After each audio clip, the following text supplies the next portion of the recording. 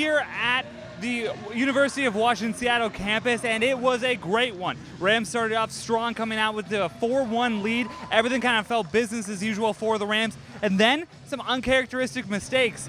Double hit by Katie Oleksak, a hitting error by Kirsty Hillier. All these things, plus a Gamecock team that would not die. They just continued to go after these balls that were just impossible to get after, at least that's what it seemed like, and then next thing you know, they would get it. Then it came all the way down to 24-20. Gamecocks had the set-winning opportunity. Bam, all of a sudden Olivia Nicholson up to serve. She has a heroic run to bring the game all the way back to 25-24.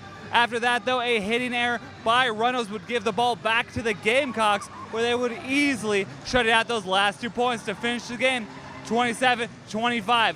So Rams down early, 1-0. Will they be able to come back? Find out here.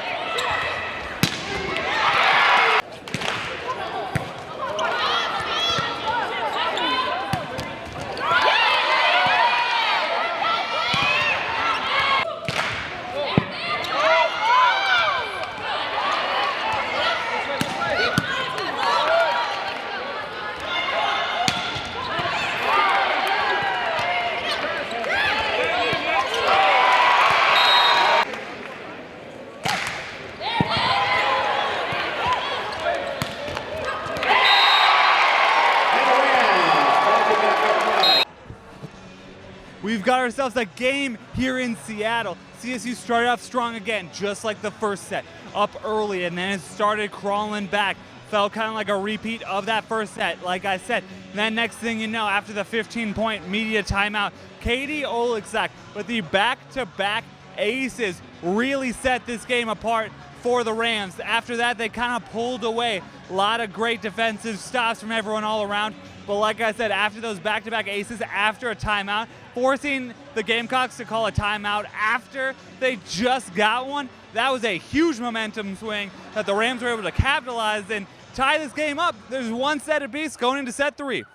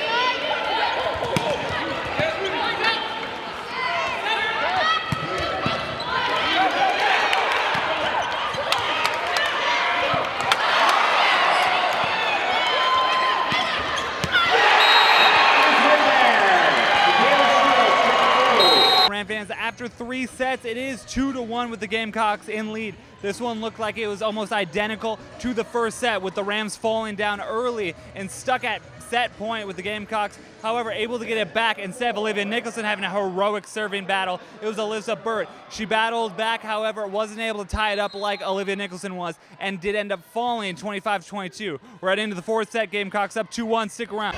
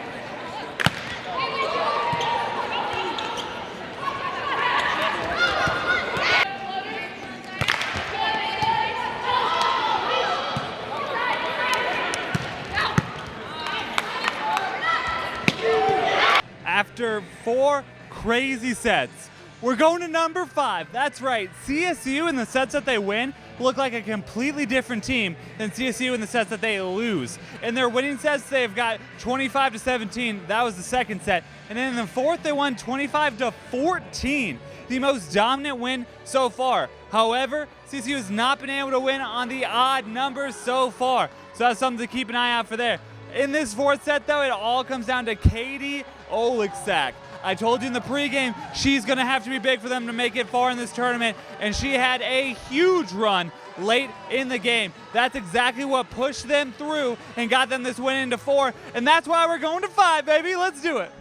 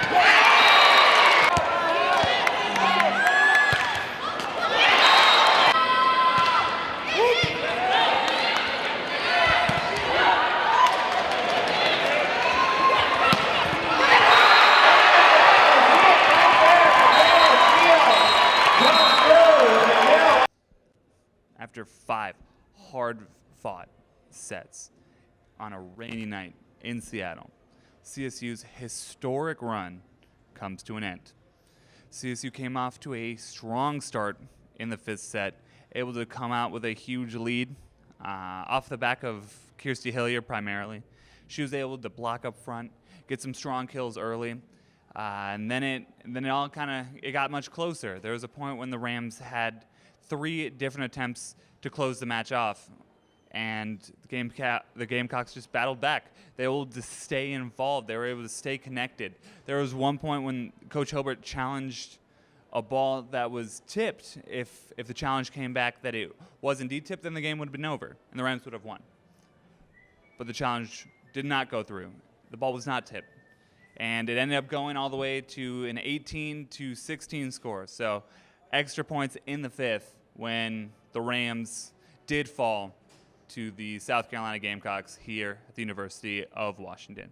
Now, I do want to say that all the seniors really did show up. There was a tough game, a very good team. SEC always shows up. They've got a bunch of great athletes, and so CSU, they played well.